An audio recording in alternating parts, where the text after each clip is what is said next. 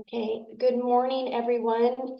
I will continue to let our guests in and attendees this morning on the call when they come into the chat this morning. I would like to welcome everyone, hoping that you all had a great holiday season and you're looking forward to what is to come in 2024. As you can see this morning, unfortunately, Colleen is traveling for business in Mississippi, and so she will not be back until tomorrow. So she will not be able to join us for our weekly Clallam EDC coffee chat. As you know, she likes to have the chat be interactive with everyone that joins in the morning. So before we get started, I've already clicked record. This will be on our website by the end of the week. If anyone would like to share it, Mitch, our communication specialist, will have that up. So it is a shareable presentation that you can send to anyone. We also would like to have everyone put themselves on mute so that we don't inadvertently have any background noise. And if you do have any questions for Jim this morning, to please raise your hand or put your questions in the chat and we will have you ask those. We are super excited today to have one of our major business membership partners in our community, Clallam Transit, on the call this morning to share with us the updates for 2024. And today we have the new general manager who's not newly familiar with Clallam Transit. And I see in his PowerPoint presentation, he has an outline and will share, his background. And so with that today, Jim Fetzer, will you please take it away? Well, thank you. Good morning. Thanks for inviting me today. Is my PowerPoint up yet? Yes. Is it showing one screen? Sorry, on my end. It shows the Clallam Transit 2024 update. That's all your. Right, got it right. So, all right. Well, thank you. Just a little bit about me. I've been at Clallam Transit for about 5 years. Kevin Glacy retired, of course, July 1st, our previous GM, who I really enjoyed working for. And then I was promoted to general manager after he left. So, I really enjoy working for Clallam Transit. It's a good system. A little bit about me. I've worked in public transportation since 1979. I began at Miami Valley RTA in Dayton, Ohio as a mechanic. Very similar background that Kevin had as well. He started out in maintenance as well. So grew up in Dayton, Ohio. I've worked in public transit systems in Ohio, Kansas, Florida, Michigan, and Washington State. My experience or my background, of course, maintenance, but I've worked in operations. Heavy in project development. I spent many years in Michigan developing BRT projects and BRT studies, streetcar studies. Worked for a very industrious transit director there and was director of development. So we did a lot of projects. We built a new bus station. We built a new administration building. We were working on a maintenance facility, a rail station. We actually started the first BRT system in Michigan. So I worked quite heavily in Washington to get funding through the small starts or a very small starts process to get $40 million for a BRT project in Grand Rapids, which is up and running. We're actually working on their second BRT project now. And some experience with the university transportation system. So been around a little while. So a little bit about Clallam Transit, of course. We were formed in 1979 as the Clallam County Public Transportation Benefit Area. Our funding is primarily 0.6% sales tax, which of course was approved by the voters of Clallam County. We also have a small amount of passenger fares, and then federal and state grants make up a good portion of our budget. Our service area spans 150 miles from east to west. We go all the way to Bainbridge, Puget Sound, of course, and then we go all the way to the coast, Nia Bay. So we have very high mileage routes. Our highest mileage route goes over 500 miles a day, and I'll talk a little more about that later. We travel about 2.2 million miles a year on all modes. That includes paratransit, fixed route, ride share, and Interlink. We have approximately 120 vehicles here that provide fixed route and paratransit, microtransit, and ride share. And we have roughly around 100 employees. Our budget in 2023 revenues were $16,700,000, right around that amount. Our total expenditures were $15.9 million. Our funding, I talked a little bit about what it's made up of. The sales tax is 70% of our revenue. Fair revenue is 4%, and then state and federal operating grants and programs make up the remaining 25%. And of course, our board is made up of 2 county commissioners, 2 reps from each of the cities of Forks, Port Angeles, and Sequim, and then we have 1 non-voting member who's actually our union leader. So, I think everybody knows about our fixed route service, but we have a network of routes all throughout Clallam County, and we try to provide broad coverage to all the, I'd say, communities throughout the region. So we have quite a network. You know, we of course travel between Forks and Port Angeles, which is roughly about a 55-mile distance on that fixed route. We go to Nia Bay, Clallam Bay. So we're a vital service for a lot of those communities. We transport about 2,600 passengers a day on fixed route, and that is growing. And our service is roughly from 5:15 in the morning until 10 o'clock at night, Monday through Saturday. We do provide some services on Sunday, very limited. Our Route 123, which is the straight shot, on Sundays, and then when the Hurricane Ridge operates, we provide that service on Sunday as well. And then if you're not aware, if you haven't ridden the bus, we do have real-time bus tracking where you can get on your phone and see where your bus is. And that's a huge improvement. We put that in place a few years ago, but that allows people to sit in their house or not have to travel to a bus stop. They can see where their bus is and then head to the bus stop right as the bus is coming. So that was quite an added feature. Clallam Connect, which is our paratransit, of course, that's a vital service. We're mandated by the Federal Transit Administration to provide that service for disabled individuals who cannot use fixed route, but we go a step further with that. And we also provide it to persons that are that reach a certain age point, they are automatically eligible. We have a very stringent application process. We make sure that people that are on the service are truly eligible. We try to make this level of service very high quality. And the one thing I found over the years is that the way to keep it high quality is to make sure that the people that registered are truly needing the service and the service isn't overwhelmed. So we try to be very much on time in that service. We have standards that we stick to make sure service quality remains high. And with the ADA, we're required to mirror service hours and days and fares of the fixed route service.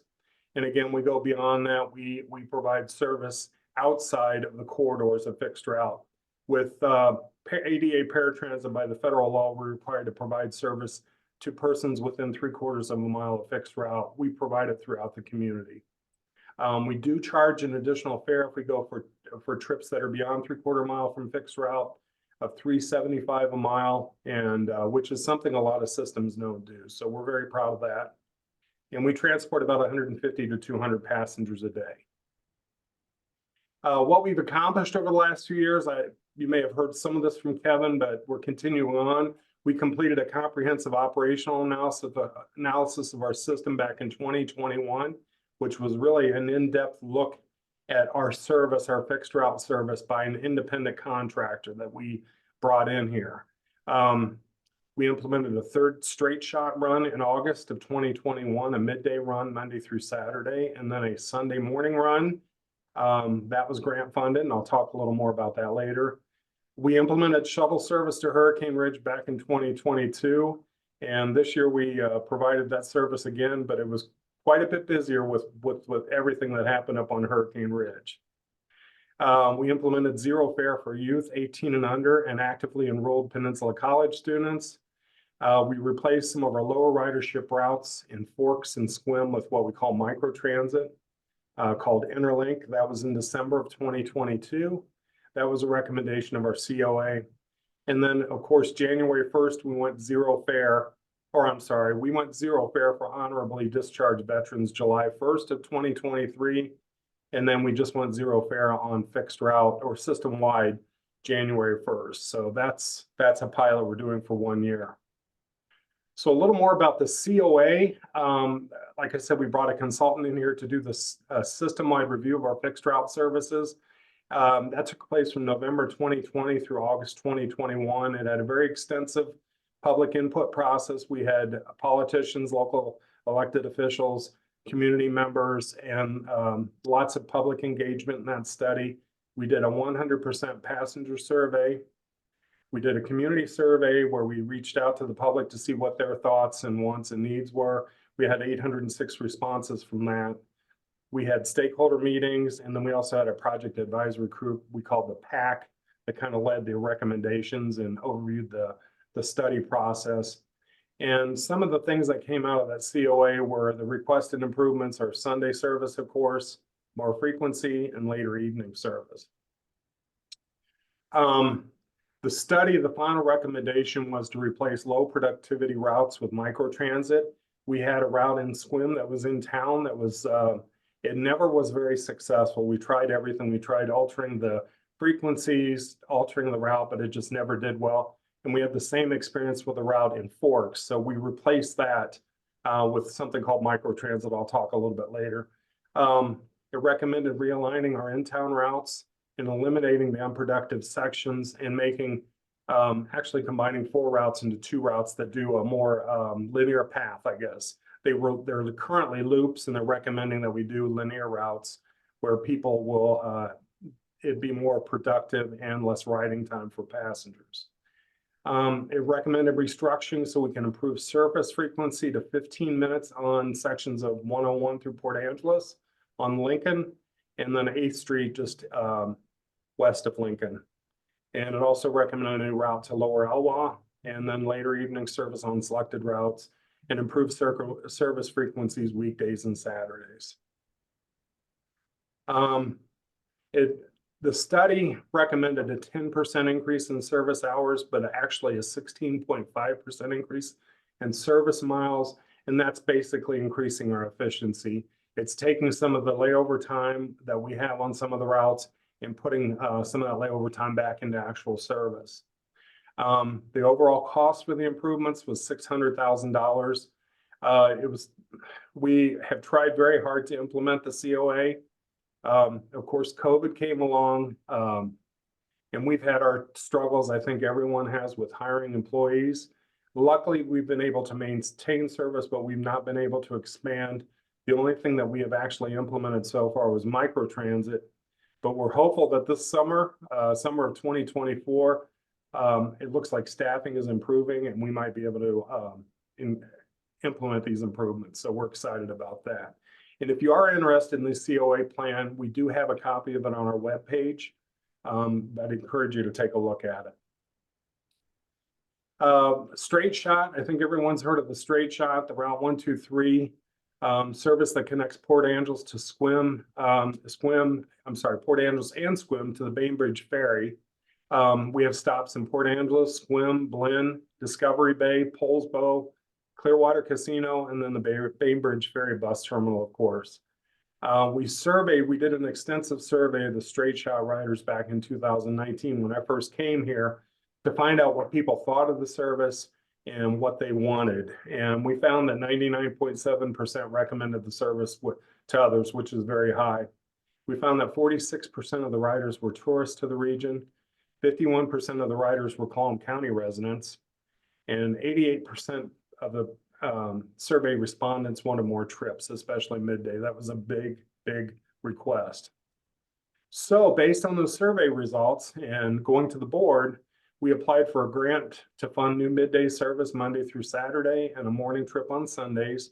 That was funded beginning in 2021 with a grant from WashDOT. We began that service right away after we got the grant award, and it's been very successful. Actually, the midday route has been exceeding the combined ridership of the morning and evening route on some months, so it's done very well. One of the first projects I worked on here, Kevin directed me to apply for funding for new buses. One of the biggest problems with the straight shot, of course, is people coming off the ferry, running to get on the bus, and then they had a 2-hour trip to get to Port Angeles. And there aren't many restroom facilities in between here and Bainbridge, and that was a huge problem. So We applied for a $1.9 million grant to get 3 over-the-road motor coaches with restrooms. And we did get those last year. And we have had a lot of positive comments from customers that are very grateful that we have the bathrooms, we have better seating capacity, and we have more storage for luggage and bicycles. So you might see on my slideshow, you do see there's a couple buses on the right-hand side of the screen that have some pretty colorful artwork. We did do a design a bus contest when we put the buses into service, and we called for artwork from local artists or local citizens and told them, you know, if your design is award winning or is awarded, we'll put it on a bus and then you get prizes. And the prizes, of course, were donated, but it was pretty interesting. The shot in the middle there, you see that has, I think, an octopus and salmon on the side of the bus. That's actually a teenager from Forks. He has excellent potential as an artist, but really my favorite bus. And then we also had a housewife from Clallam County who designed a bus, and then a local artist. So we're excited about that project. Ridership has increased from 8,194 passengers in 2021 to 17,617 in 2023.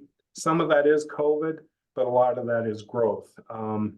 It's just from increased usage.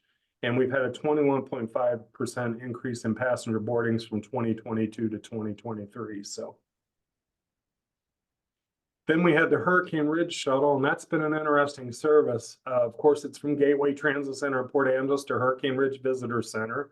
We began operation last year, or I'm sorry, the year before in 2022 in June, and we operated through mid-September. And we had 3,200 riders, and we felt that service was pretty successful. Well, then we had the Hurricane Ridge fire last year, and of course, parking and resources up there were limited. The park approached us and said, hey, what can you do to help? So in 2023, we started service late because they had to shore up everything at the top of the ridge. We started in, like I said, June 27th, and then we ran through October 9th. Ridership was 24,794, a 772% increase over 2022 with less days of operation. And when we put that service out there, we didn't know what to expect, but we were quite overwhelmed with passengers. People actually found it more convenient to ride the bus up there. And in the beginning, we had standing loads every day. The 4th of July weekend, I was downtown. We had lines going through the transit center of 150 and 200 people waiting to get on the buses.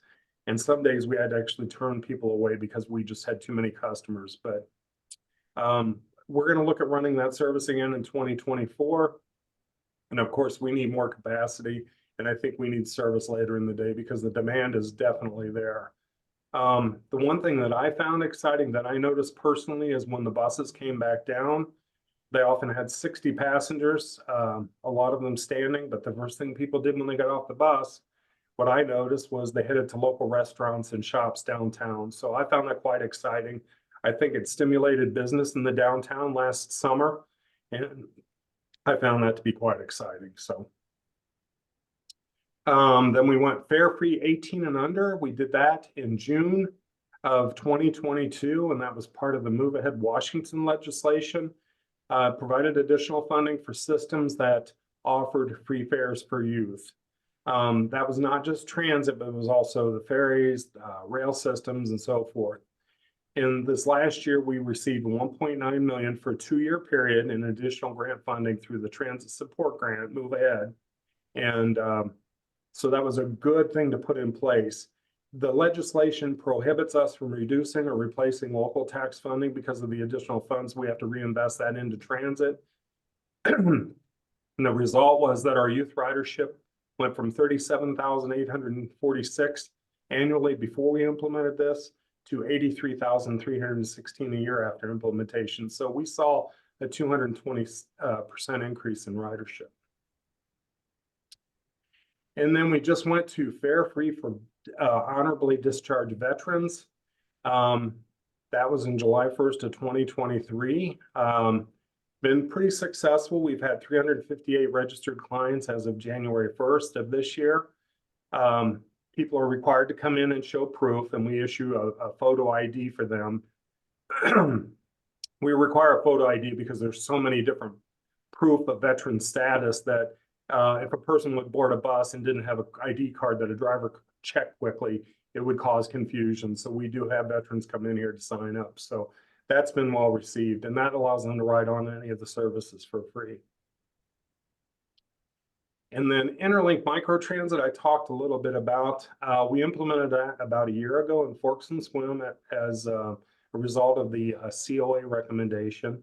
And it's basically, I call it Uber service. Basically, it's on demand, curb to curb. You can schedule a trip up to 2 hours in advance on a phone app, or you can call here and schedule the ride. It's much easier to do it through our app called Pingo. We do provide that service Monday through Saturday. It replaced some low ridership fixed routes. The thing about in Forks and in Squim especially, you have a high percentage of retirees. And the fixed routes really don't have the ability to reach into the neighborhoods to get people from their homes to the bus. So it required, if you're not along a bus route, you might have to walk 4 or 5 or 6 blocks or further to get to the fixed route. The good thing about Interlink is that bus can come to your front door and pick you up, take you to the doctor, to shopping or whatever in a service zone within Squim, 3 square miles. And it's much more convenient for seniors. And so we've seen some really good growth in that system. One thing I wanted to point out is when you do schedule a trip and use the Pingo app, at the end of your trip, you're able to rank each trip. And you can give it a 1 for poor service or a 5 for high quality service. And I checked our latest rankings that we got in. We got a 4.96 for all trips, which is pretty outstanding. Jim, what is that app again? Pingo. Okay. Pingo. Yeah. Maybe Mitch can look that up and put that in the chat. And then Yeah. Mitch, you had your hand up. Did you have a question for Jim? I did, Jim. So pretty massive increase with the shuttle service up to Hurricane Ridge. I was curious, like what you anticipate that looking like in through the winter, and then like what shuttles you'll be sending up there with inclement weather. Well, we're really just sticking with the summer for now. Okay. We're going to target the summer where the most demand is. And we have to discuss that here about levels of service, but I do anticipate running that service later next year. Okay. We really got, I hate to say caught off guard, but we weren't sure what the demand was because we based it on 2022, but in 2023, the demand just went through the roof. Right. So, we had a lot of foreign visitors and they are very accustomed and comfortable with riding the bus, and they expected bus service up there. So I anticipate we'll run later service this year. Awesome. Thank you. Yeah. Thank you. It also looks like Darlene has her hand up for a question for Jim. Thank you. The Interlink Microtransit for Squim, will that go out into the county area, not just the city proper? Currently, we have the service area restricted to 3 square miles, so we can keep service quality high. We don't anticipate going out in the lower density areas yet. I think what we'll look at in the future with microtransit is maybe replacing late evening service or providing late evening to maybe Sunday service with Pingo or with Interlink instead of providing fixed route service. So we do have other alternatives, especially in Squim. We have Dial Ride, which provides service outside of the city. So I hope that answers your question. Yeah, thank you. Excuse me. Jim, why is it limited to just Squim and Forks and not Port Angeles? Did you already say that? Well, it's really a trial. Port Angeles, our ridership on our in-town routes is very good and very extensive. And we have the density here. Forks and Squim, we can never, fixed route just never really worked well, like it does in Port Angeles. So I think Port Angeles, the solution, again, I think it'll be maybe providing this type of service in the evenings or on Sundays when demand is lower.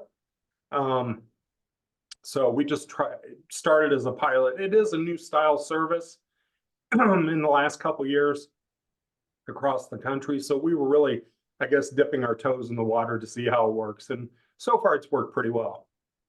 That's great. All right. Yeah, Squim, the growth, I don't know if I talked about that, but 459 trips in January this last year. That's climbed to 855 in November. And Forks growth hasn't been quite as strong, but it's still there.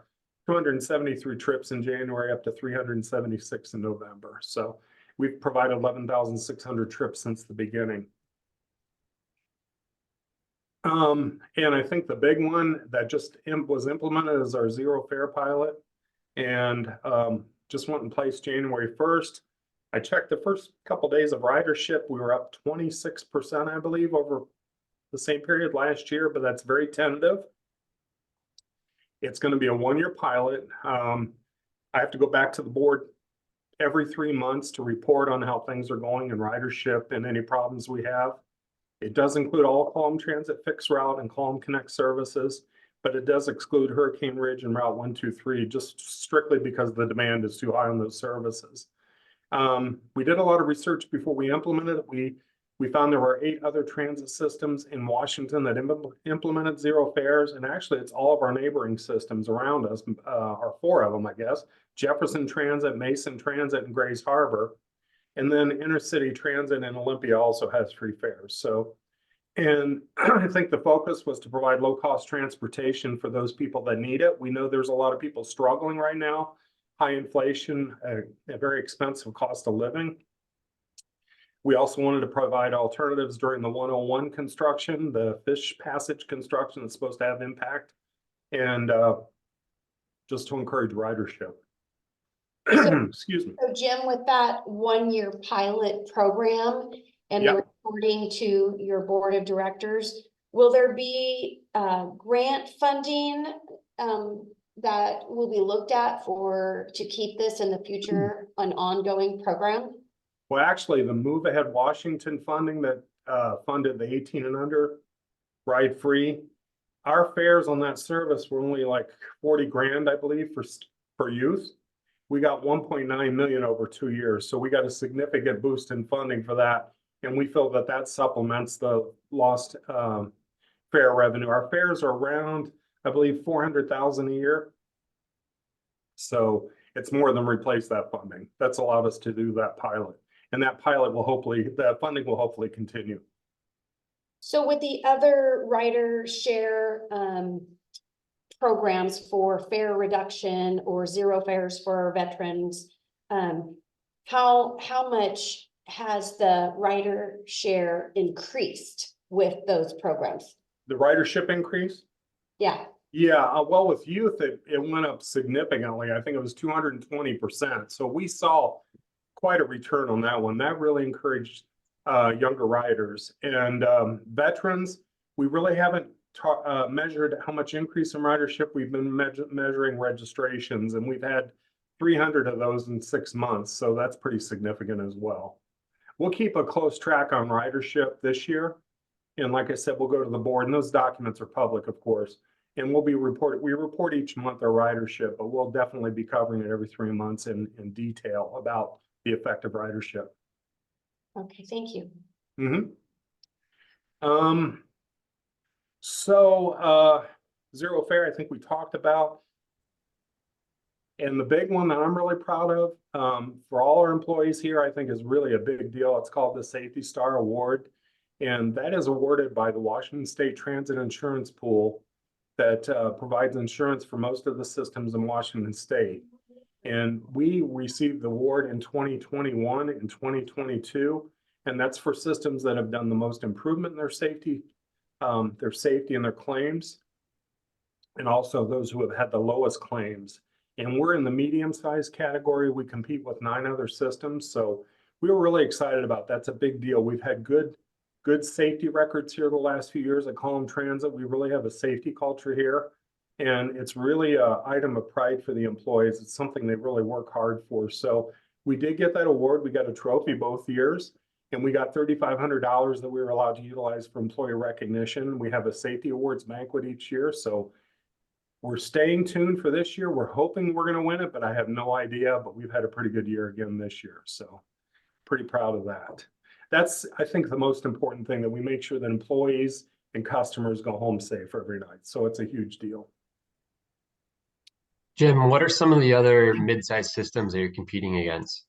Actually, Tacoma, Grant. I can't name them all off the top of my head, but yeah, just medium size. Okay. Yeah. So what's next? What we're looking at? Of course, I talked about the COA service expansion, streamlining of routes, increasing frequencies and extended hours. We're going to implement that as soon as we can get the operators. And like I said, it seems like hiring is picking up. We're looking at zero emission transition for our fleet. There's a big push that in the industry. And the two technologies that seem to be emerging, of course, are battery electric and hydrogen. And we've done studies of both. Battery, we did several years ago.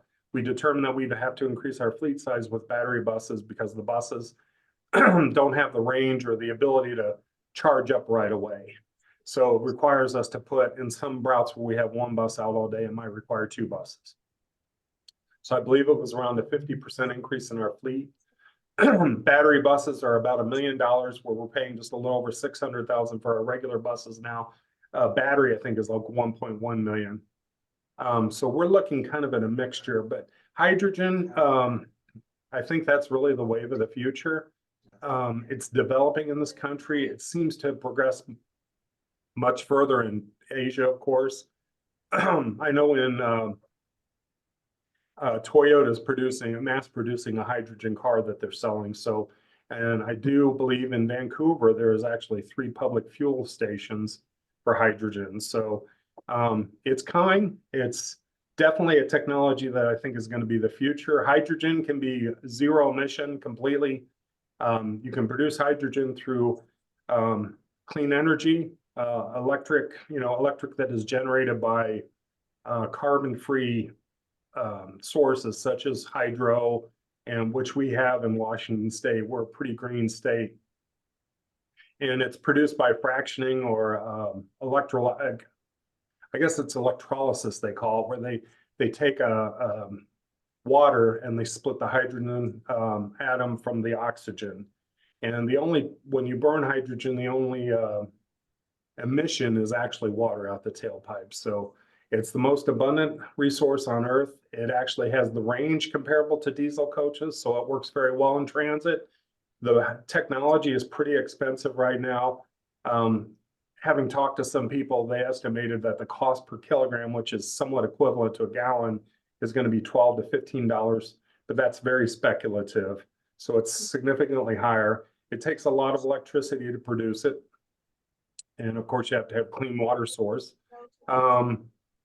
We looked at the possibility of producing or having a hydrogen station here or a production station, and we were looking at about $5.7 million to put a station here.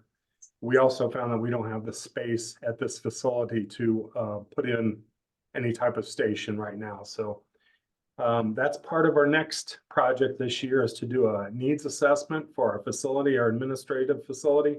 We built this, we're at this current location where we're at now on the truck route back in 1995, and really we are pretty much at capacity. So we need to look at the future to see what we need to do to expand or have an alternative site. So we're going to do that assessment this year. And of course, we are looking at putting vehicle charging infrastructure, because we know electric buses and cars are going to be an important part of the future here. We really see kind of a blend of electric and hydrogen. We're taking a very, I guess, we're not jumping in on any technology at this point. We're kind of taking a look and see kind of approach. Our fleet is in very good shape. We had very good success with replacing our buses over the last several years. So we're in very good shape, and we have some time to really study the alternatives and move forward in the technology that's going to serve us best. So that is it. I know I've talked a lot this morning, but there's my contact information, my email, and our website address, and my phone number. I really appreciate the opportunity to talk this morning. And if you have any questions, I'll be glad to answer them. It looks like Darlene has her hand up. Yes. I do. My favorite question, don't faint. Will Okay. we ever get a bus during the legislative sessions in Olympia? Will we ever get a bus down to Olympia just during the sessions?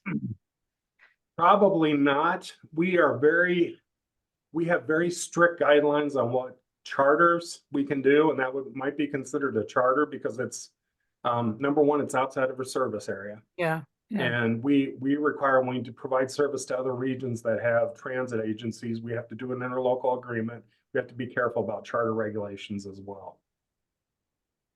There's a lot of sensitivity in the years ago because of the busing, the private busing industry. They felt that transit systems had an unfair advantage for providing service because we get capital funds from the feds for our buses, and so we can provide those trips much more cheaply or subsidized. So there's very strict charter guidelines now that prohibit us from doing some things. Yeah, we don't have any transportation down there, and it's a long drive. It definitely is, yeah. Yeah, thank you. Excuse me. Jim, out of your 2,600 passengers, can you describe the typical rider? You know, it really varies. We have lawyers, and then we have, you know, actually some homeless people riding. We have all types, students, just every. I couldn't really give you a typical rider, but there's a spectrum of riders. And what time of the day is your heaviest load? I'd say mid-morning. Mid-morning. Yeah, most systems have a morning and evening peak, which we do somewhat, but midday we have a lot of activity here. And actually, we have a very robust system. The one thing I was very impressed with when I came here, I worked at large systems, but Clallam Transit has a really robust, well-used transit system. I think some of that is the way that our community is set up. I mean, we have the mountains to the south and the water to the north, so we have a limited corridor of development. And we have fairly good communities. They're easy to serve with transit. So, yeah. Thank you. Rebecca, do you want to ask your question?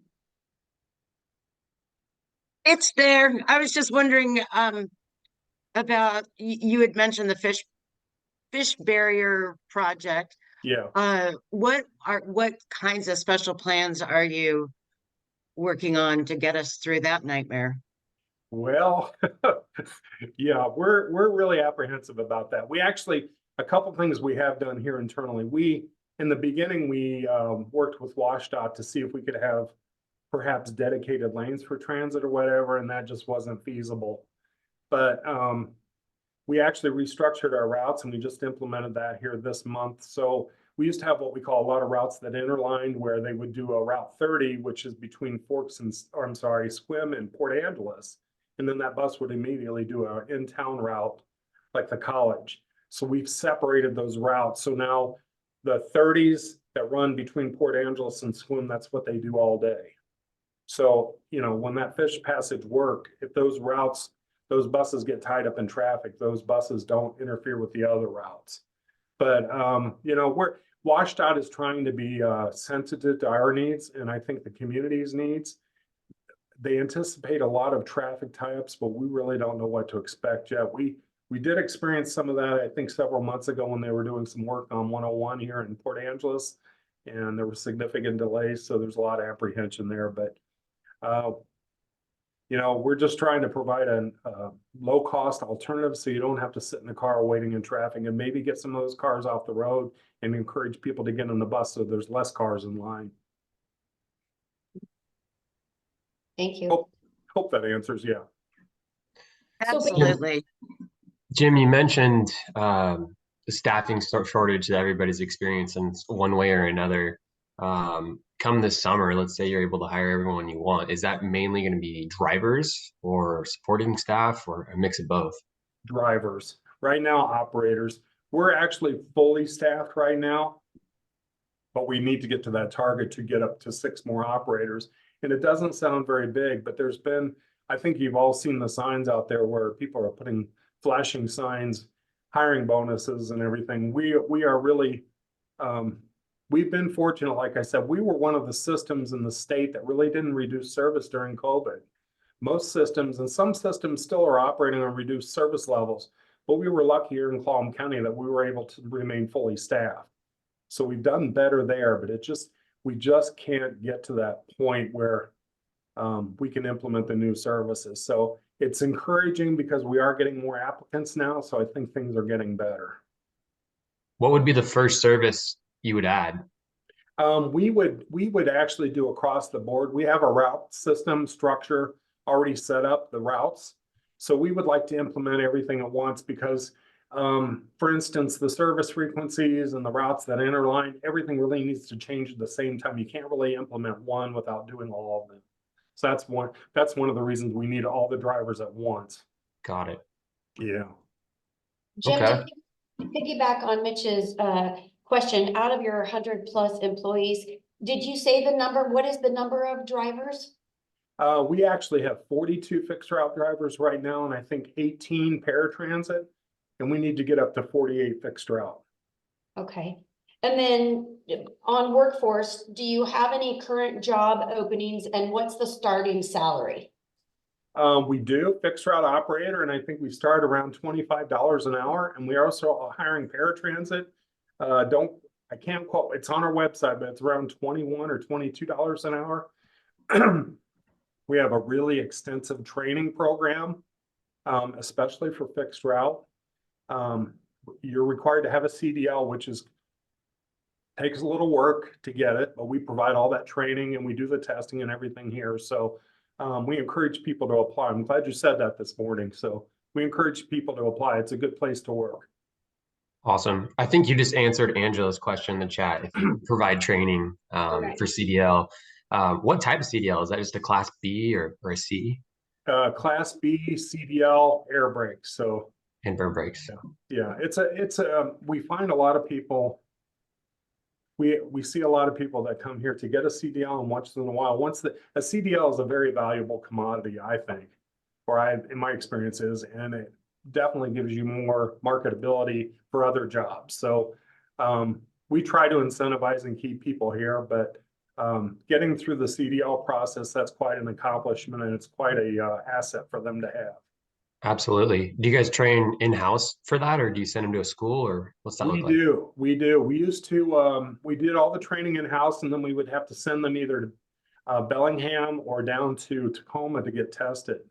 And we actually, this last year, Kevin, our former director, and I lobbied to have some changes so we could have a local tester. So now we can do the entire process here in Clallam County. It's been a huge help. The smaller systems now are allowed to have their own testers. We do our own courses here. We do all our training. So it's been a huge, huge improvement. Awesome. Well, you heard it here, folks. If you're looking to be an operator, go Please to our come. website. Yep. Appreciate So, that. thank you for those questions, Mitch. Jim, what has been implemented or tried at Clallam Transit that has not lived up to the expectations? And what have you learned from that? Oh, that's a good question. I'd have to say, the assumption that you put a big bus out there in a town, forks and swim, and it's going to work. And it's going to be crowded. And the big bus is not always the fix-all for every community. Sequim is a unique community. Like I said, we have a lot of retirees. And a big fixed route bus works for some people, but most people it does not. So you need the outreach where you can go to the homes. When you get to be in your 60s, 70s, and 80s, walking with groceries, a quarter of a mile or whatever to a bus is not an appealing thing. But with Interlink, that definitely makes that trip more possible. So I think the assumption that a big bus riding through all communities is always the fix. It's not. You've got to really hone the service for the community. You're correct there. So I also noticed when you had mentioned the COA results that one of the identifying measures were to have later evening services. So what are those times that people are looking to request? Well, I unfortunately don't have it right in front of me, but it's running slightly later on night, especially on the commuter. We call the commuter between Port Angeles and Sequim and some of the in-town routes. Increased frequencies was really the thing that people were requesting. And I think they also want Sunday service as well, but we're not quite there yet. But yeah, just slightly later. It's not, it's not hours of improvements, but it's slightly later at night. Mm-hmm. So out of those 150 to 200 daily routes, where is the heaviest traffic? What is your heaviest traffic route? Actually, our west side and our college routes in town in Port Angeles do the best as far as passengers per mile. Our commuter route between Sequim and Port Angeles is very productive. It's very high ridership. Our route between Forks and Port Angeles does well, but those are trips where if you have 10 or 15 people on that bus, they travel a lot of miles. So the passenger per mile figure isn't as high. But our in-town Port Angeles routes definitely do the best. Timothy, you have a question this morning. Yes, I do. Good morning, Jim. Good Hey, morning. I have a question with the paratransit. Are you looking at running paratransit on Sunday similar to the fixed routes? And That I think will, it's a board decision, but I think that will happen when at one point when we decide to have fixed route services out on Sunday as well. the fixed route is running on Yeah. Sunday. I thought I was looking at the route information. I thought everything was running on Sunday. No, we just have two, the Hurricane Ridge and the straight shot run on Sundays. I think what you might see, and I'm just speculating, I think what you might see on a Sunday is maybe micro transit in the future. Okay. Maybe not pure paratransit, maybe not fixed route, because I don't think demand on Sundays is going to be very high, but it might be some type of micro transit type of solution. And you have a route cutter, correct? You mean how we cut routes? Yeah, well, and somebody that's looking at routes all the time. I know you said you did a route analysis in 2021, but I'm just kind of curious if somebody's building a development, somewhere, like say Habitat down in Sequim, how would they go about, coming to transit and trying to get, route a stop within their area? Well, Sequim in particular has a very good system, the city, where developments are run through us. So we know about those developments and they ask if we have any needs. So I think that's an important link there. Lavender, I believe the development, Lavender Hills or Lavender, that was Lavender Meadows? Yeah, that was one in particular that we worked with them to get amenities put in there. So Port Angeles does that as well, but there's a pretty good system in place of us being notified of development. Okay. Yeah. And if somebody has it, they can come to you if they, to talk with you about transit stops and that sort of thing. Yes. Well, we, of course, most people that are doing developments intuitively will contact the transit system if they have a need or an interest to get transit to their development. I saw this much more in the large systems that I worked at. I worked at Orlando and Tampa. We had that happen every day where I think there was recognition that it was important to get transit into the development to get people to work, especially with Disney. So we had developers coming in all the time wanting bus service. It's not quite as prevalent here, but we have pretty good communication with developers, and it's mostly, I think, funneled through the cities, the planning departments. Thank you. Mm-hmm. Thank you, Timothy. Rebecca, you have a question? Oh, no, I was just being silly. Oh, okay, just being silly. That's a good thing. So, Jim, I know you might have said this. What is your largest capacity on one of your largest buses? Actually, our straight shot buses have 52 seats. Our 40-foot buses have 36. Generally, as a rule, you can load to capacity and then have 50% standing. So the rule in transit is there's a yellow line right behind the driver, a white line. As many people that can fit into that bus are allowed to ride. And we got that this year with the Hurricane Ridge shuttle. But seated capacity, again, 52 on our largest buses, 36, 34 on our 40-foot buses. And on what is the fare, the zero fare for aged kids? What is zero fare start at? Zero fare, well, it's for everyone right now as of January 1st, but prior to January 1st, zero fare was 18 and under. 18 and under, okay. Yeah, so, and if we go back to fairs at the end of this year, of course, it'll be anyone 18, or excuse me, anyone over 18 would pay a fare. Okay, so with those people that don't have access to online services for purchase, do you purchase it? How does that work? Do you purchase? I don't ride the transit. Do you purchase a ticket? Is there a location where you can pick it up physically? Do you pay with cash when you get on the bus? If you don't have, how does that work? Well, when fairs were in place, we have ticket outlets throughout the community. It varies, and they're printed on our brochures. But we have ticket outlets. Swain's was one of them, but we have them all over the place. We have at the grocery store in Forks, so you can buy tickets there. You can actually buy them here. We sell strip tickets. So we had quite a network of outlets, I guess you might say, where they could get tickets. So now with free fare, that isn't so much of an issue. You may want to buy fares for like the Straight Shot or Hurricane Ridge. Those again could be purchased at the outlets or at the transit center. Thank you for letting us know. Matt Hewish had a nice comment. He said that you run a great company and provide an amazing high-level service for our peninsula, and he can't thank you enough.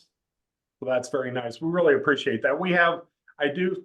I have to say, when I came here, we have a good group of employees that are really dedicated to doing a good job, and we have good leadership here. Our board is very supportive, and so we feel very lucky to work here.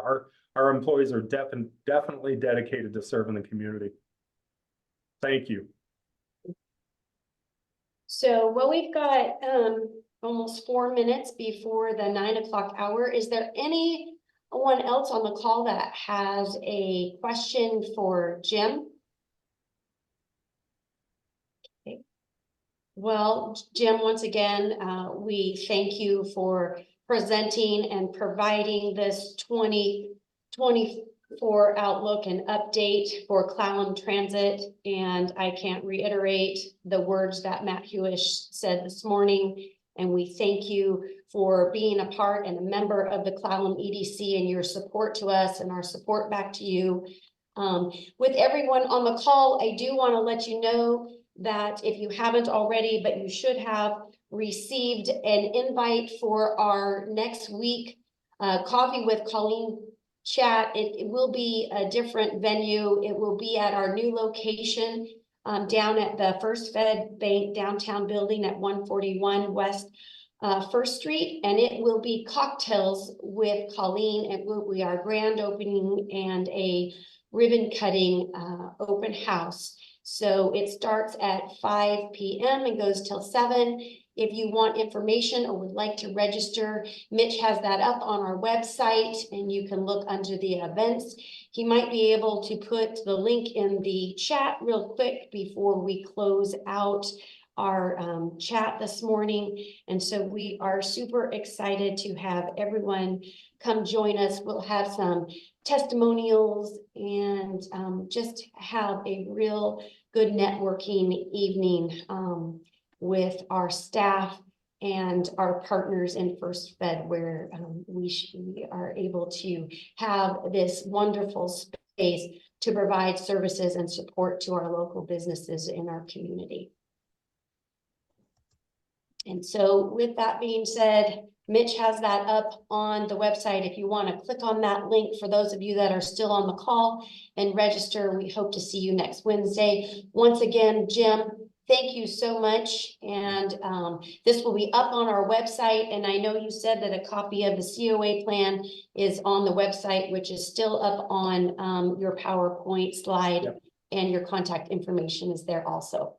Yeah, thank you for allowing me to speak this morning. I really appreciate it. Yes, it was a great presentation. Thank you. Goodbye, everyone. All right, have a good morning. Bye-bye. Thanks, Jim.